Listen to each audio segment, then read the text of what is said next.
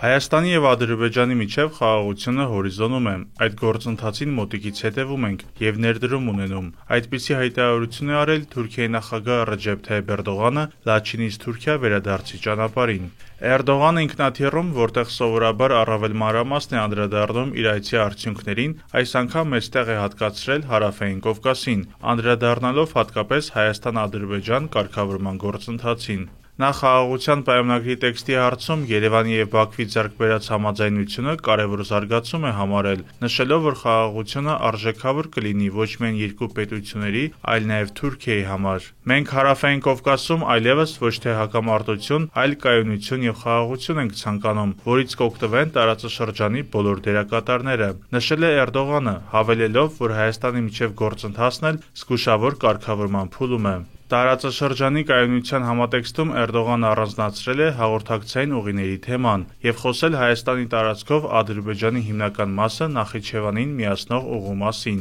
որը կոչել է ոչ թե միջանցք, այլ անցում։ Ի դեպ, արդեն տևական ժամանակ է, ինչ թուրք պաշտոնյաները խուսափում են ճակերտավոր Զանգեզուրի միջանցք եզրույթը կիրառելուց, նախընտրելով այլընտրանքային տարբերակներ։ Էրդողանի կարծիքով կապուղու շուտապույտ բացումը կուժեղացնի նաև Կովկասում էներգետիկ ենթակառուցվածքների դերը, որի համատեքստում նա Իրանից ակնկալել է, մեջբերում եմ, աջակցել խաղաղության ու կայունությանը նպաստող այդ քայլերի կամ ծրագրերի իրականացմանը։ Գալով Էրդողանի նման հայտարարությունների առիթին, անդրադառնանք Լաչին կատարած այցին, որտեղ բացի Ադրբեջանի և Թուրքիայի նախագահներից ներկա էր Պակիստանի վարչապետ Շահբազ Շարիֆը։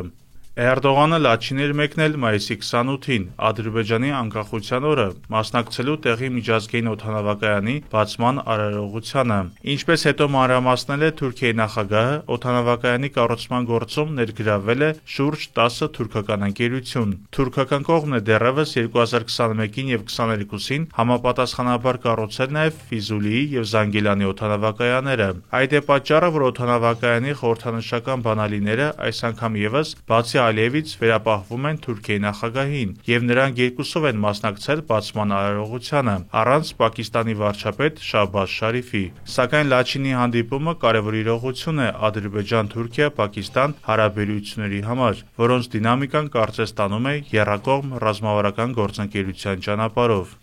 Իսկապես նրանցից ամեն մի երկիր դիմացինից ունի սեփական ակնկալիքները, մասնավորապես Պակիստանը գյուղատնտեսության, էներգետիկայի ոլորտներում ներդրումներ է ակնկալում Ադրբեջանից, և ըստ նախնական տվյալների Բաքուն պատրաստվում է առաջիկայում շուրջ $2 միլիարդ ներդրում կատարել։ Փոխարենը ադրբեջանական կողմը կարծես գլխավոր ուղղություն է համարում պաշտպանական կամ ռազմական ոլորտը։ Այդ մասին եռակողմ հանդիպմանը խոսել է նաև Ադրբեջանի նախագահ Իլհամ Ալիևը, կողմերի համար պաշտպանական համագործակցությունը ամենակարևորներից համարելով։ Բացի այդ, Իսլամաբադը մեծապես կարևորում է Բաքվի և Անկարայի դիրքորոշումները Հնդկաստանի դեմ հակամարտությունում։ Այդ հարցում պակիստանյան կողմն ունի նաև Թուրքիայի աջակցության կարիքը, քանի որ մի շարք աղբյուրների համաձայն Թուրքիան այդ երկիր է արտահանում անօդաչու բայրակթարներ, որոնք անգամ կիրառվել են Հնդկաստանի դեմ վերջին սրացման ժամանակ։ Նման գործոններն են պատճառը, որ Թուրքիան հանդես է գալիս եռակողմ այս ձևաչափը ուժեղացնելու օգտին, իր հերթին կարևորելով պաշտպանական ոլորտը։ Էրդողանը Լաչինում նաև հիշատակել է «Մեկ ազգ երեք պետության» մասին, առանցքային համարելով Անկարայի դերն այդ եռանկյունում։ Şimdi buradaki tabloda 3 devlet, evet, tek millet.